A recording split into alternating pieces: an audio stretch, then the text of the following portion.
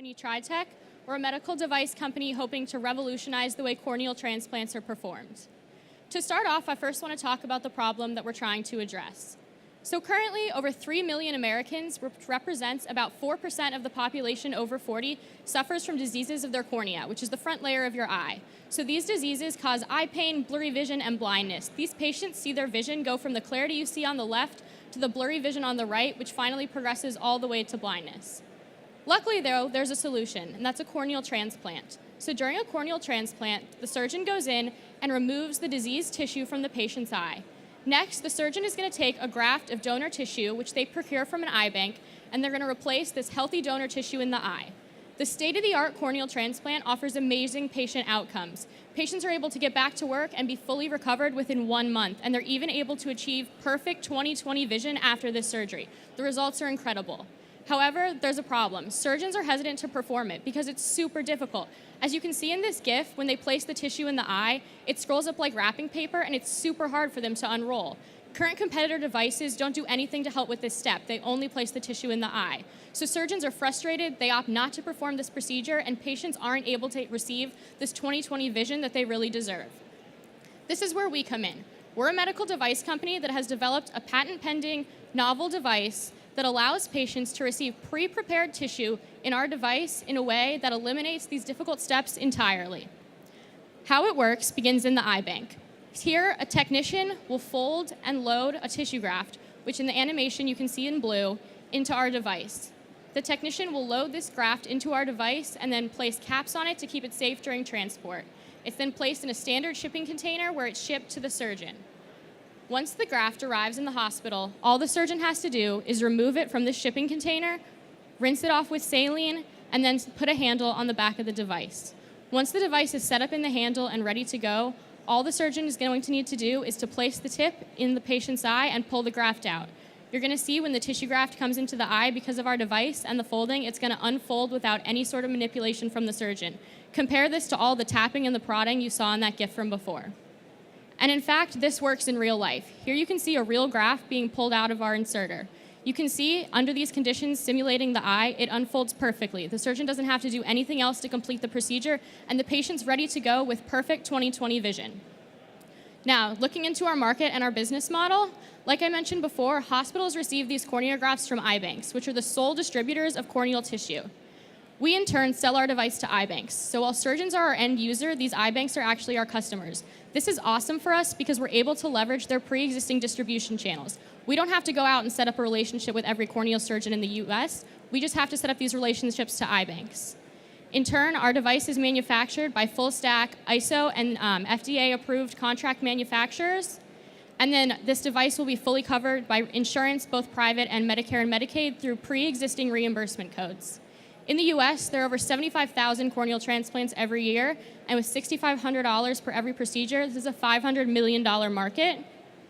And we have amazing margins on our product. Because we're a small plastic device and we're in the medtech field, we can sell every disposable device for $150, even though they cost us under $10 to manufacture. Every device we sell is an 86% margin on our end.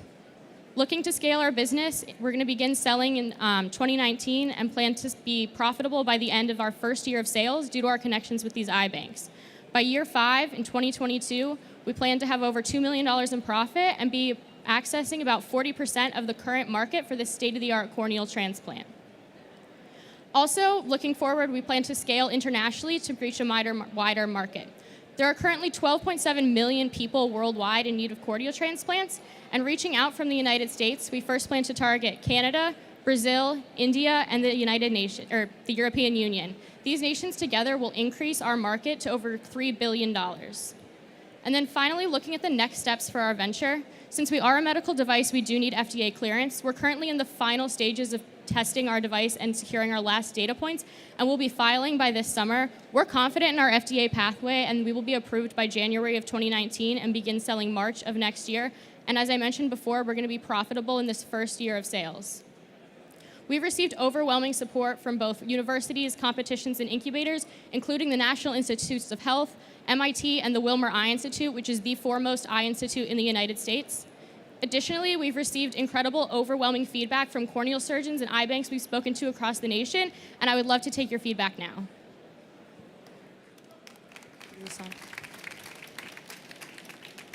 Great presentation. Have you identified a manufacturer yet? Yeah, so currently we have a manufacturer who is manufacturing the devices that we're testing on.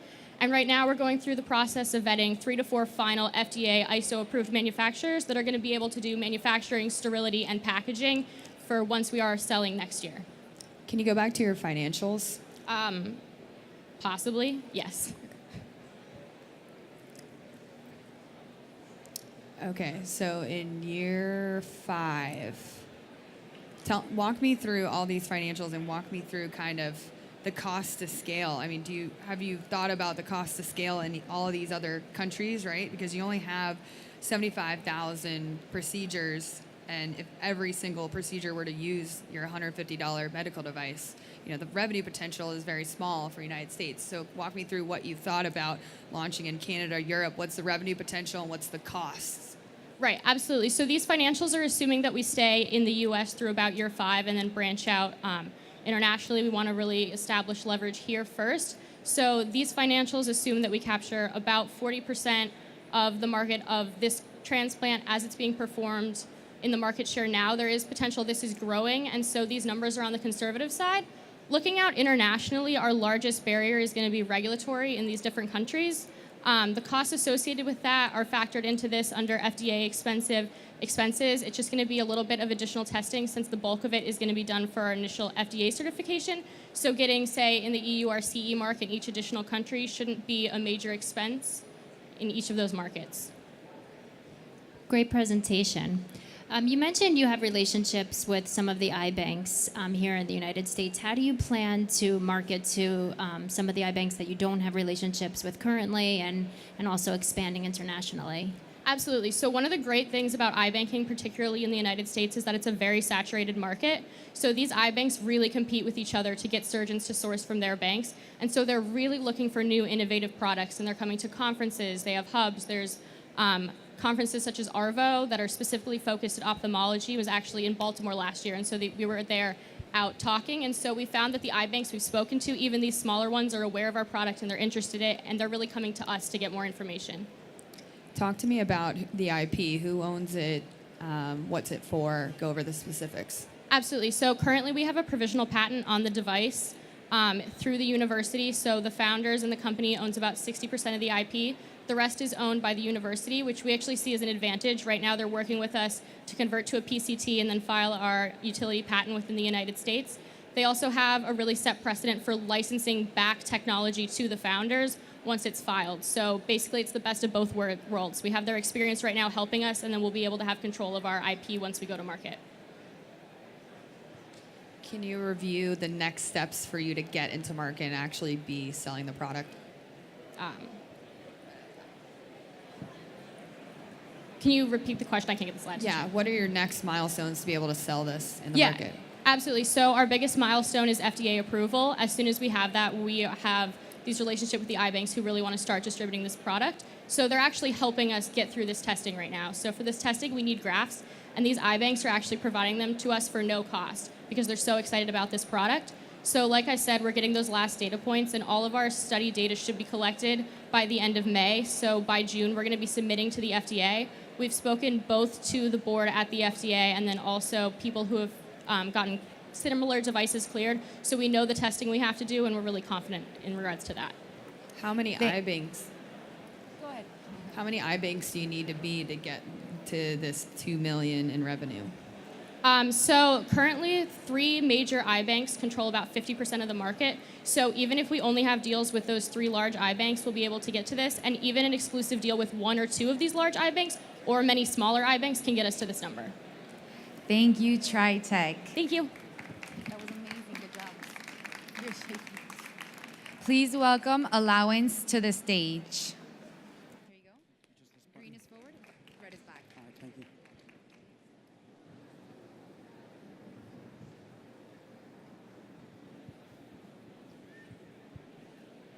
Good afternoon, ladies and gentlemen. My name is Charlie Vishnansky, and I'm the CEO of Allowance, a better way to earn money.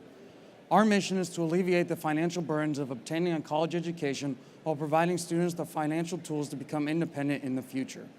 So the current problem is that the total student loan debt in the United States is $1.5 trillion, rising about $2,000 every second. The average student debt at graduation is $37,000, and 23% of students cannot make these monthly payments. So our solution, Allowance, is a freelance app that connects college students to homeowners through task-based jobs, such as chores and stuff on your to-do list. Patrons post the jobs, students accept, and then students earn an allowance. So once you download the app, you'll go ahead, log in, create an account, and put in the necessary payment details. You have a completed profile where you can put additional information such as your alma mater and your occupation, which will serve as a networking tool with the students, and then you'll have a rating system for additional security. From our home screen, you'll select Hire Student, pick from our predetermined list of categories as well as our jobs, and then you'll go ahead and have access to our price recommendation tool, optional insurance, pictures, video chat, with the student through our app. Once you post the job, the student will receive the notification. He'll come to your house, complete the task as required, and then he'll earn an allowance. So we're looking to compete in the crowdsourcing service providers industry, which has experienced $1.4 billion in revenue and 37.1% growth over the last 5 years. Over the next 5 years, it's expecting another 11.5% in growth. We're targeting the micro-task portion of this industry, which makes up about 16% of the market. As you can see, we have two main competitors, Tackle and TaskRabbit. As for TaskRabbit, they have recently got acquired by IKEA and have shifted their focus to handyman services and furniture assembly. As for Tackle, they've been having problems with their price modeling as well as keeping their employees. As you see, Care.com is a possible competitor. However, their niche in the market is babysitting, and they don't really highlight these task-based jobs. As for the Allowance, we're the only ones that hire strictly students for strictly task-based work. So unlike our competitors, we have additional security features such as monthly updates in-app, background checks, rating systems, and communications within the app such as messaging and video chat. So we have two main target markets. We have students and then there's patrons. As for the students, we're looking at 14.3 million students in debt and 187,000 students in Los Angeles, which we'll get to soon. These students will be between the ages of 18 to 25 years old, $20,000 to $40,000 in debt, have an average monthly payment of around $400, and work about 19 hours per week. After interviewing over 500 students, this is what they had to say. If I have an app that has all these different things, then it's a no-brainer. I already do it at home, so I might as well get paid to do it. As for the patrons, we're looking at about 165 million suburban homeowners, 10 million within Los Angeles. They'll have an average household income of $62,500, be between the ages of 27 and 57 years old, work around an average of 40 hours per week, and they'll have 26 hours of household activities, which includes chores and stuff on their to-do list. This is what they had to say when we interviewed them. We use Care.com, and that's more of a risk. You never know what you're going to get with the other ones. If you compare me with education students, I would pay a professional price for that. As for our go-to-market strategy, we'll be launching out of 5 schools in Los Angeles. The reason that is because all of us on the team are Air Force Academy cadets, and we'll be graduating next May. And we'll all be stationed around the Los Angeles area and be able to dedicate time to our military service as well as this venture. We're expecting 6,800 students by year 1 with heavy social media marketing campaigns on the following platforms. Additionally, we'll have student ambassadors, which will be on-site student interns who will help us with logistics, marketing, and other resources. Finally, we'll have a heavy presence at campus events such as sporting events where there's a high number of alumni, homeowners, and students present. As for our business model, we're looking at $3.15 billion in total market transactions, with $2.5 billion going back to these students, leaving us with $665 in total revenue after operating expenses of about $320 million in year 5, on par with 16% in the market. As for the future, once we have a user base, we're going to offer financial technology such as budgeting, tax services, loan services, and investing, which will not only help these students with their student loan debt, but will also provide us additional revenue streams. As for the team, there's myself, Morgan, Oscar, and Isaac, all which have a wide range of experience from task-based management, logistics, and social media marketing. After graduation, we're all going to go lead multi-million and billion-dollar Air Force programs, adding to our expertise in this field. As for our board of advisors, we have 3 main ones: Mike Schmidt, the CEO of Ensemble Ventures, Bryce Lucan, the VP of Finance at Food Maven, and Chase Lane, an assistant professor and independent consultant. Combined, they all have 50 years of startup experience and with small businesses and Fortune 500 companies. Additionally, we have a large network of academy grads and business professionals who have provided us guidance along the way and will continue to do so. Allowance is looking to make a positive social impact on the lives of college students and homeowners for generations to come. At this time, I'll open the floor up for any questions. Thank you. Thank you. Great presentation. Thank you. Thank you also in advance for your dedication to our country. Thank you.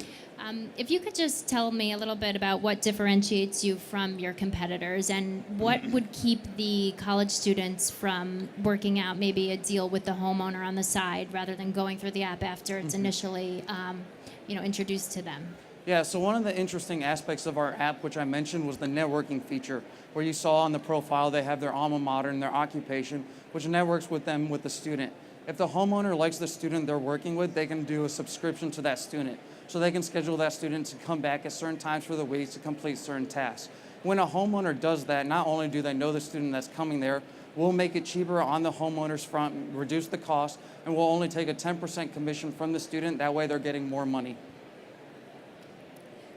Do you guys have any investors so far? How much have you put into the business? Talk about So those we put numbers. around $5,000 into the business. However, we're restricted by the academy currently. We've had a lot of investor interest, especially from ventures and angel investors. However, we can't launch until after we graduate next May. So we're putting that together, working with some schools, especially grants and stuff with the academy and other programs, and we'll be launching this summer.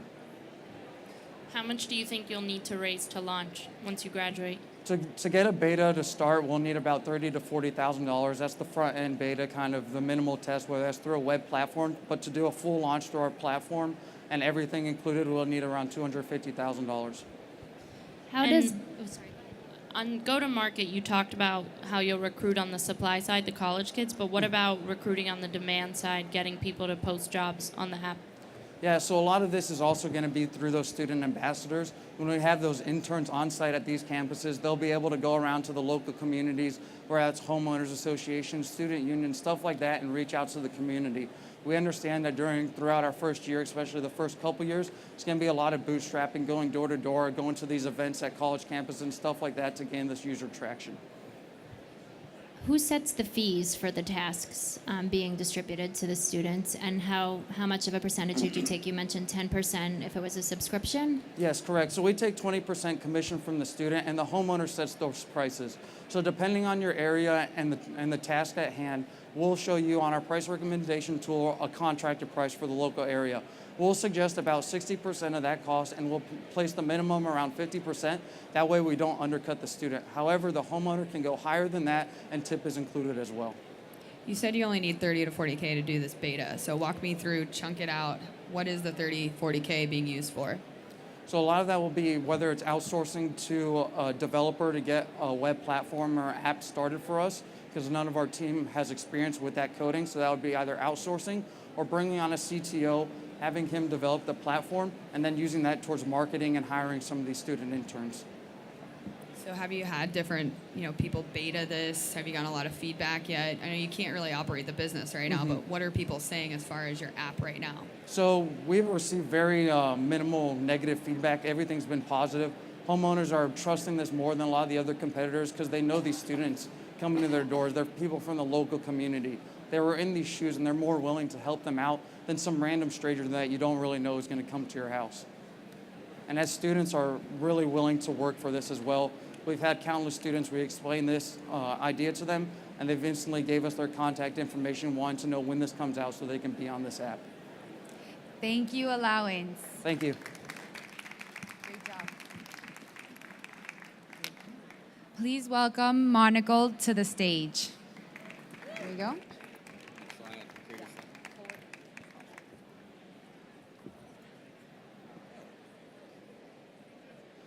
The hiring process is currently broken, and we're in the age of the keyword match. Candidates apply on a job board. It's all keyword based. They apply, and their resume is read for an average of 7 seconds, and the response rate is sub 5%. As a company, who would you hire? It's like playing roulette. The cost of hiring is $4,000 right now, and the cost of turnover is astronomically higher. This makes a $147 billion a year industry in the United States ripe for disruption. Our mission is to change the way the world works by changing how the world finds work. And the way we do that is with the Monikl platform. Monikl, it can be described as like a dating website for finding a job. We use advanced analytics and AI to match candidates and companies together using skills, personality, workplace preferences, and other key factors. With Monikl, you get happier employees that are more productive and less likely to turn over. As of this month, we have 20,000 candidates signed up with our platform. For our revenue model, we charge a very similar model to staffing, yet at a much lower cost. For a direct hire, we charge a 7.5% flat fee compared to the 18 to 33% that a conventional staffing agency charges. And for temp, we charge 10% over our own cost. It is completely free to sign up as a candidate. With Monikl, we have extremely low overhead compared to traditional staffing, and we have the ability to scale quickly with very low funds. And that is because we do not need an army of recruiters. We have the Artemis AI, which is our matching engine. And this AI does all the work that a regular recruiter would do, by regular I mean like top 1% of recruiters, and it does it at a scalable manner that is actually repeatable. For our revenue, we're projecting that next year will be around the $400,000 mark. The year after will be around the $2 million mark, and we'll just be going up from there. As far as founders, myself, my name is Zachary.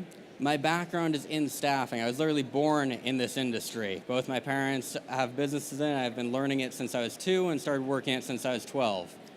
My partner, Ken, he is a CTO. He's got about 10 years experience in enterprise software development and management. And we have a team of 3 other developers and a total team of 8 people. One of the interesting things I'd like to point out, we actually raised money before we started Monikl, and we raised it with the intention of paying the developers. When we went to them and had them sign the NDA, they decided to actually come on board for equity and not for cash. Right now, we're seeking $200,000 in funding, and that is primarily for expansion. As you can see, the majority is for sales and marketing, and we want to expand to this beautiful city, Miami, as well. Right now, we're in the Tampa market primarily.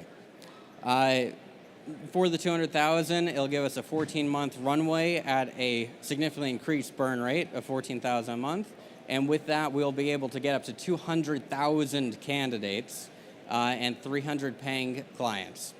We're also aiming for 2 to 3 cities with that money. All right.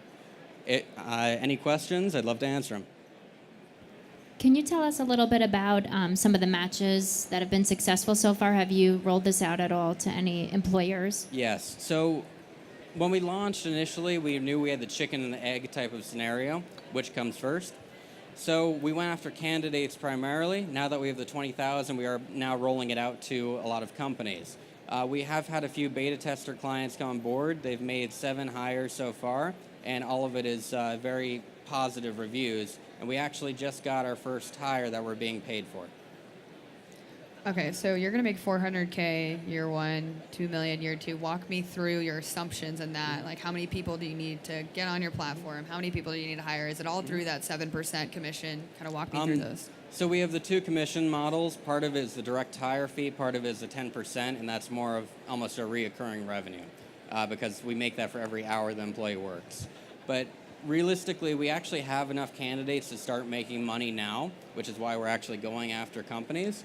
So basically, we just need to onboard as many companies as possible, and once they're on board, then they can start generating matches for us.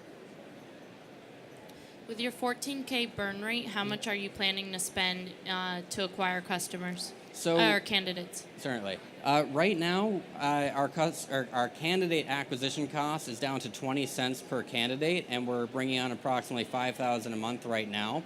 And that is with a significantly lower burn rate. We're only burning around 4,000 to 5,000 a month. Once we raise the money, we're basically planning to expand our marketing significantly. That would take us to around the 200,000 candidate mark and heavily target companies with our marketing and sales strategies.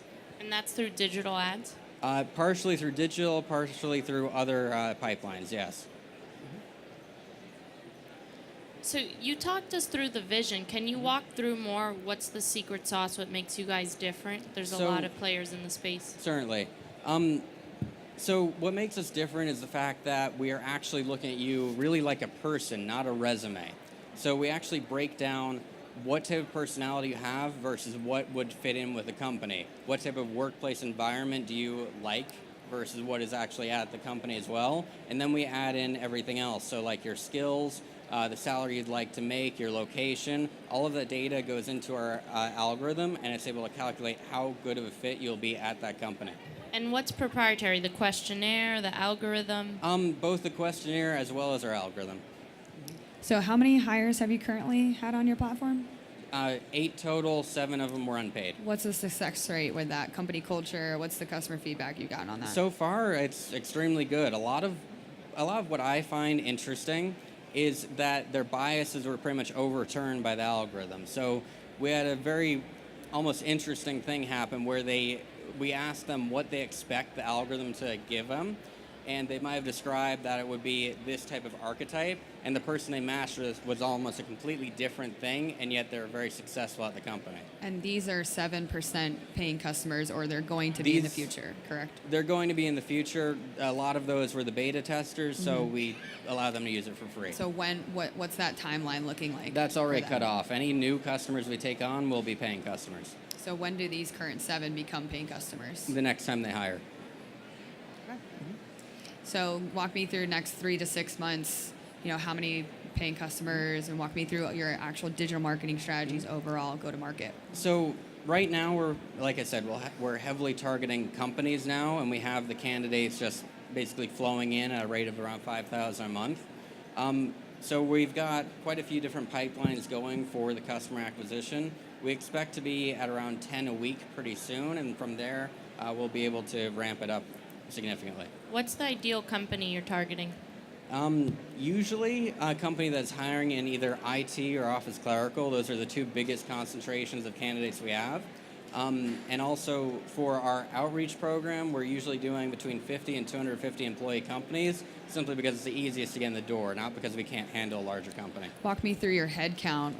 Who are you looking at the next 3 to 6 months? Who's going to be managing what? The customers, the users, the development. You're putting 20K. So I'd like to hear more about that. What else do you need to build out in the technology? So with the technology, really, there's just a few different things that we'd like to improve that taking on a part-time developer would help, because all of our developers, they are working basically nights and weekends right now. As far as, can you repeat the second half of your question, please? Walk me through your head count. What does that look like? What kind of team members do you need to hire to help manage all of these users? And then you have all these customers, right, coming in. What does that look like in the next 3 to 6 months? So we're probably going to need another full-time salesperson as well as some account reps, but overall the beauty of Monikl is we really don't need a huge team. We don't need like 17 more people. We could really use 1 or 2 more full-time people, and to bring on someone for a part-time role in development, or maybe even a full-time, depending on how much we raise. Thank you, Monikl. No problem. Good job. Well, Please welcome Flock, ultimate tailgating app, to the stage. Okay, awesome. Hey, how's everybody doing? So I'm super excited to be here and share with you guys the future of tailgating.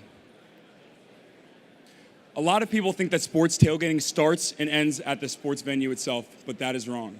People are constantly finding themselves flocking to the bar to be able to avoid inclement weather, as well as staying in the comfort of their own home for all of those couch potatoes that still need to catch the good game. But all 3 of those different venues for tailgating have the same problems. The first one being organizing, second communicating, the third, which is the major problem that they all face, is finding the tailgate itself. When you're in the sea of 1,000 people, how are you going to be able to find the red tent in Lot F? Well, we can solve that for people by allowing them to have an extremely accurate location services by taking out the reason for people to be tethered to addresses themselves. So let's say, for instance, that people, So let's say, for instance, that you're trying to find a tailgate and you're in the middle of a parking lot. What normal map services would do is it would find the closest address. Instead, we use GPS coordinates to make sure it finds the actual location of the phone so you can find the excitement. So this is what our solution looks like. Flock Ultimate Tailgating app essentially allows anybody, anywhere, to be able to set up their own tailgate in which they can add a description, which is extremely important. So let's run a scenario. Let's say you are an alumni and you're going back to your alma mater. Not a lot of people that are alumni would then know anybody that is still currently at that university and they don't know where to tailgate. They're able to create or find any of those public tailgates for alumni, depict them saying, any alumni are welcome, we have free food, free drinks, and we would love for you to join in the fun. As well as being able to add phone number, any contact any information, and then most importantly, the location. We also have messaging features, which allow people to take care of all of the logistics on game day. And then lastly, the most important part is the vendor path that we plan on implementing. So currently, vendors are only able to get any customers through walk-by traffic. That means that if you were within eyesight, then you will know that they are there. Flock Ultimate Tailgating app is able to unlock all of that customer base, being tens of thousands of tailgaters around the stadium, by vendors paying through subscription services to have a profile on Flock Ultimate Tailgating app that has not only their name, any of their hours of operation, their location, but also their products list. So whether you're selling food or whether you're selling apparel, tailgaters are able to interact with you, purchase through the app, and then skip the line for order pickup. Because at the end of the day, 90% of people abandon a line after 3 minutes of waiting, and you know that the lines at the tailgates get a lot longer than that. The market that we're working with has a total size of 228 million people that attended sporting events 2015. Inside of that, 38 million of those people are NCAA football tailgaters, which we're targeting. The total available market being $15 billion that has been spent on tailgating supplies annually. And we believe that we can unlock 6% average share over 3 years of this market. So right about now, you're probably thinking, how do we make money? How do we stay afloat? The answer, majority in-app advertising. We assumed that we would be getting $5 for 1,000 impressions through Google AdMob services, but we actually peaked at $58 after launching for free on the Apple App Store, showing over tenfold revenue. Vendor subscription packages are next, which I briefly touched on. And the thing about Eagle's Nest over Featherweight, which would normally just give you the profile, any of the products list, and the ability for people to pay through the app, Eagle's Nest unlocks the capability for these vendors to be able to advertise directly to the tailgaters themselves, either through push notifications or geofencing. So let's say that a vendor has geofencing capabilities, then if you get inside of their proximity, you could get a ding on your phone saying 2-for-1 hot dogs at Frank Red Hot's right around the corner. Next is in-app payment fees, which ties directly to the vendor subscription. Since people are going to be having transactions through the app paying for these products, just like Venmo, we're going to take 3% of that. And don't worry, it's on the back end, so $2 hot dogs are still $2. Lastly, we have partnerships and sponsorships. We've already talked to people like Tailgate Guys who take care of all the logistics of tailgating by purchasing a ticket, and then you unlock the capabilities to have any media packages or food services, entertainment, and prime location that you would need. What they're looking for from us is they need a mobile platform to be able to serve all of their clients. They served 1 million people last year, and they're trying to serve more. We can help unlock those for them.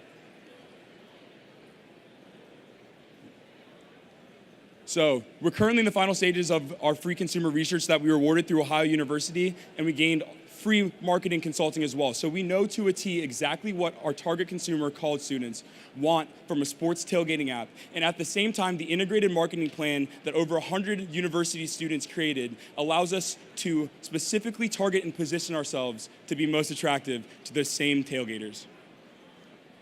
Some of the insights, to briefly touch on them, for features that they're looking for are planning and attending events, which we already have, linking to social media, which we also have, and customization to a favorite team, which we also have. The UI interface is changed based on everyone's team preference.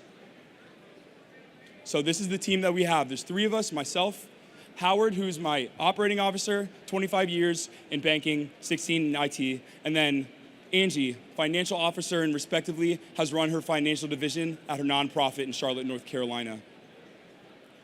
I want to thank you all for joining me today, and I hope to see you guys at the next tailgate. Hello. Walk me through your current traction in the next 3 to 6 months, amount of users you're trying to acquire, things like that, partnerships, vendors, et cetera. Okay, so to start, we are currently at 260 users, which have been gained completely organically just through word of mouth on 15 college universities that we're currently supported on the app in ACC, SEC, MAC conference, and Big Ten schools. So with that, the traction that we're trying to gain is try to get to 260,000 users. Although the revenues that we had projected here are actually just if we acquired 133,000 of those people, which is extremely feasible, especially targeting college students. The traction that we're going to gain is going to be gained through ambassador programs that we're going to have as guerrilla marketing tactics so people can get those tailgaters during the tailgate itself and try to understand their pain points and show how we can solve those for them so hopefully by the next week they can prevent those from happening in the first place. How are you defining a user? They've downloaded the app, they have an account, and they're actively using it. So on my specific college at Ohio University, we have a subpar football team, which means that a lot of people are still gonna be watching all of those other sports, and when they go to other bars, they're currently using it to set up flock bar gates so that they can gather all of their team's fans in the same area and then still enjoy the game. And then for house parties as well, they instantly started using it for that, even though it was completely detached from sports itself. So this has a far wider reach, and then especially can even go into things like concerts and music festivals as well, since they all face the same exact problems. What part of this is the proprietary aspect of it? You mentioned it was the location, or was it the fact that they can order food in advance and not have to wait in line? Which part of this? Yeah, both of those are definitely proprietary, and I think the customization factor, which we've also proven that is very important, is another key to that. And we have some other things that have to do with the customization that I'd love to tell you about later, but unfortunately I can't share those in public. So you have 260 users to date. How many of those are active? Like every day using it, or how many are active throughout the month? Since we're using the word active, we say it by the actual events that they're preparing these tailgates for. So for the sporting events that happen in a week, if someone's at least doing one of those, then we call them an active user each week. So we have probably 150 of those people who are active users, either organizing or attending. Go back to your financials. Yeah. Can you piece through each, what percentage of revenue do you think is going to be for vendors and all that? Because I just see 3 big bars, right? Yeah, for sure. So in-app advertising is looking like it's going to be a little bit over 50% of our revenue. And this is all based on 130 to 140,000 users. So that's going to be the biggest portion of the revenue. And then vendor subscriptions, which is going to be 40%. And then in-app payment fees, since it's only 3% of those transactions, that comes in at about 3% of our total revenue, and then sponsorships and partnerships would be about 7%. And when does this year one start? Has that already started? You're already in revenue? No, it has not started yet. Year one would be starting as soon as the next season starts up. We're currently still in the MVP stages, although we are still available on the Apple App Store for download. how have you seen your users are using it so far for the bar gating, home gating, or an actual tailgate? So essentially what we've done is we've created communities within communities. So you onboard onto the app, and I choose Ohio University myself, and I'm able to see any of those relevant tailgates around that area or anybody else in the United States that has a tailgate for that. So they're currently using this not only for Ohio University games, but when the Olympics roll around, then people are still using them for events like that. If someone's watching the Olympics at their house, people would then get on the app and then create that event so that people would flock to their house and be able to enjoy and cheer on their national team. Because you said 40% you're expecting to come from people paying the vendor subscription packages, but you're not using a vendor as much if you're watching a game from your house. So how are you justifying that? Because 35% of people that go to tailgates or a sporting event never step inside of the stadium itself. So out of that 38 million that I mentioned for NCAA football, for example, 6.8 million of those people are tailgating and never stepping foot inside. And then respectively for NFL, slightly lower, but about 3 million people never even walk inside. So then they have the capabilities to be seen by those vendors. Thank you, Flock, ultimate tailgating app. Awesome. Thank you. Please welcome Babylon Micro Farms to the stage.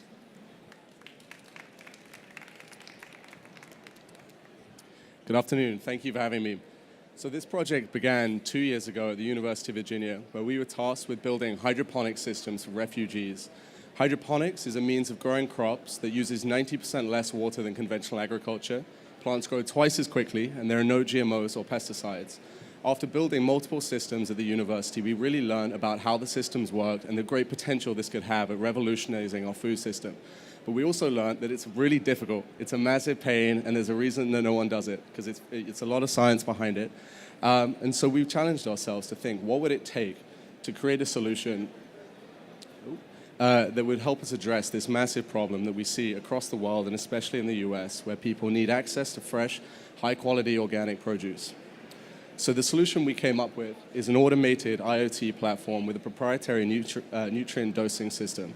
This platform drastically simplifies the hydroponic growing process and allows us to collect data on all aspects of plant growth, from the solution that they're grown in to the environmental variables. As a result, we can recreate the perfect conditions for growing crops, ensuring a consistent flavor profile and ensuring high yields every single time.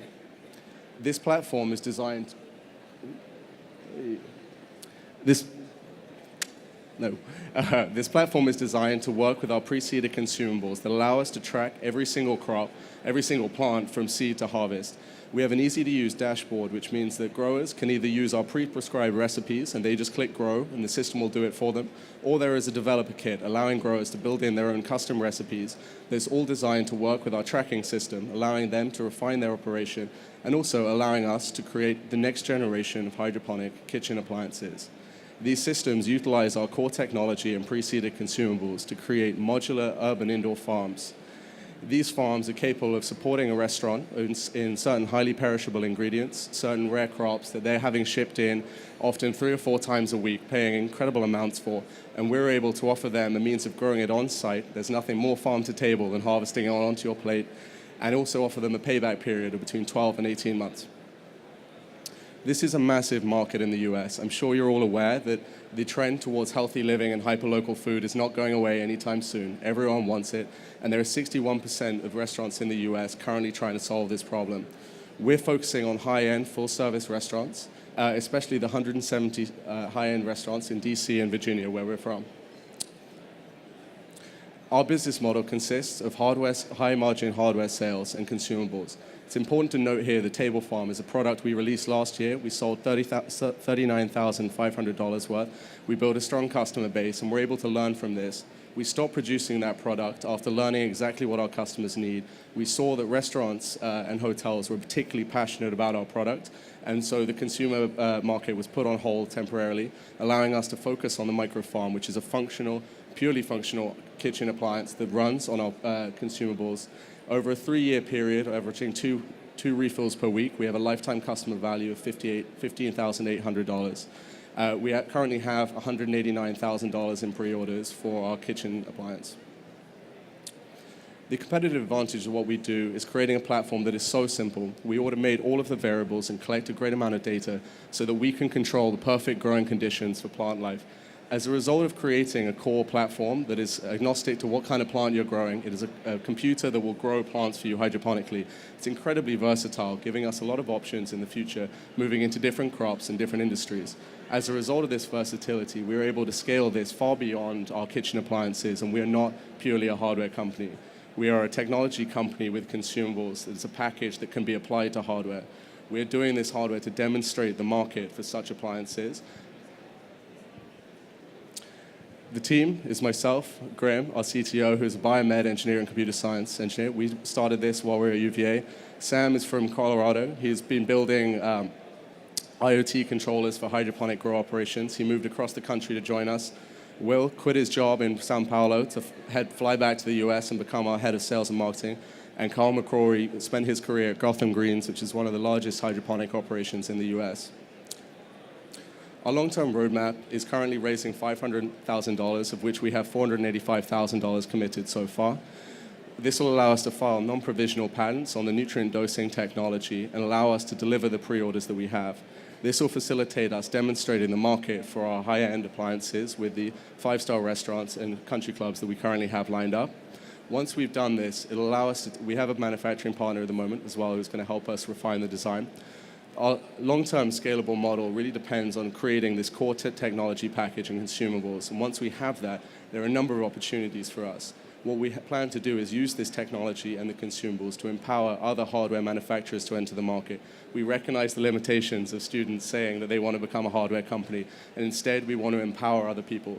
So Powered by Babylon has the potential to be the platform to empower a wide range of manufacturers, farmers, restaurants to grow high-quality produce on-site, solving distribution issues, and also allow us to release consumer products in conjunction with existing hardware manufacturers. That's it. And so the future looks like this. So did I read that right? You're charging $8,000 per unit. How much does it cost you to make? What's Yes. your So profit? they currently cost us $1,200 to make. And $8,000 is very much in line with your standard kitchen appliances. While it seems like a lot, it still has an ROI. Yeah, to piggyback off of that, can you go back to your financials and go over each So- timetable? So how long does it take you to make a Yeah. unit? How long does Sure. it take you to sell it? How long does it take you to get that lifetime value? Sure. Quick caveat: I removed our pro forma from this slip. Anyway, so for this model, it's about a 2-month lead time to build the systems. We have small-scale manufacturing partners locally, and we've engaged with a larger manufacturing partner in Washington D.C. who will be able to make them for below $1,000 with a 1-month lead time. Through the Series A, the $500,000 gives us a 14-month runway. It'll enable us to basically build out this customer base, validate our technology in the format of our kitchen appliances. We also have larger commercial growers who are going to pilot the technology package within their grow operations, converting their dumb rooms into smart rooms. This will provide us with evidence for the different verticals that will allow us to raise our Series A in 2019. You have some units out there now. What are the responses? How is this working for the restaurants? Are they saving money? Yes, it's actually overwhelming. For them, it's the chefs especially, their enjoyment of being able to harvest their own produce is something that they're willing to pay a premium for. And so the opportunity for them to harvest it onto the plate, the only key determinant of quality for a lot of produce is how fresh it is. They understand that, and for them, this is the best you can buy, and they get to engage with the food and know exactly where it's coming from. So according to the slide, you're not looking to go to market until 2020?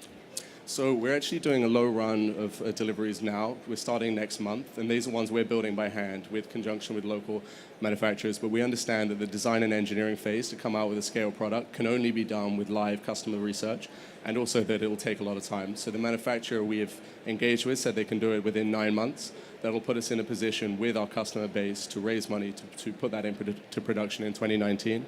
As I said, some of those pre-orders will wait until 2019, and we're going to continue to build out that backlog.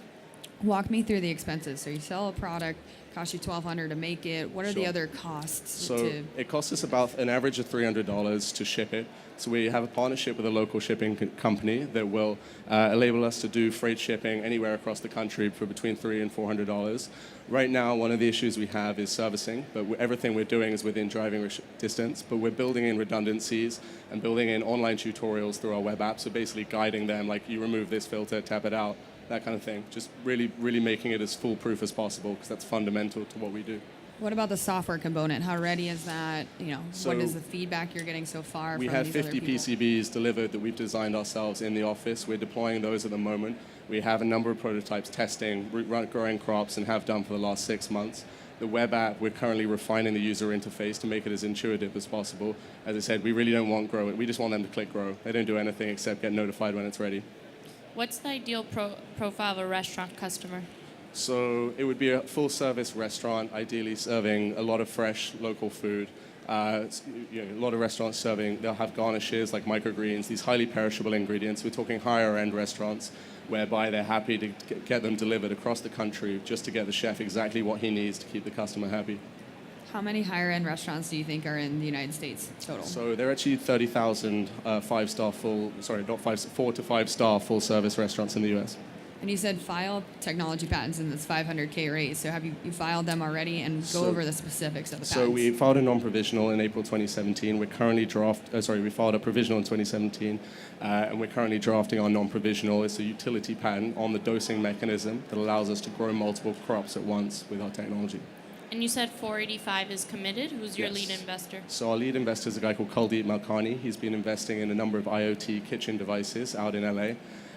He's Ember, another couple hits at the moment. One's on Indiegogo, raised 250K. Basically sees this as the next generation point. As they say, the consumer market is the holy grail for us. We learned that we can't do that ourselves, but to prove it with restaurants would allow us to approach that in the long run, to allow everyone to grow their own fresh produce. go over your competitors. So how, Sure. you know, what That's- what does that look like? That's another slide I took out. So right now you have two issues. You have a lot of technology going into the cannabis space, a lot of home-growing cannabis devices, but they're not very aesthetic. They have one purpose, and that's what they're there for.